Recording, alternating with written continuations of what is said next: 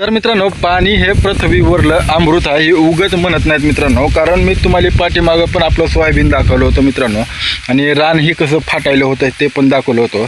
काल 2 दिवस झालं मित्रांनो पाऊस चालू आहे. आज पाऊस थोडासा उघडला आहे, उघाड दिल्या पावसानं, पण 2 दिवस झालं मित्रांनो पाऊस चालू होता. आणि पाऊस पडल्याच्या नंतर लगेच सोयाबीन मध्ये किती प्रमाणामध्ये बदल झाला मित्रांनो हे तुम्हाला मी दाखवतो.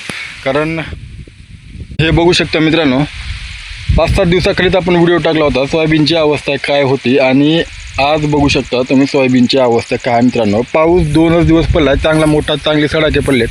शेतात काय पाणी साचलेलं नाही, परंतु पाऊस चांगला झाला आहे. तर बघू शकता सोयाबीनची अवस्था काय झाली मित्रांनो.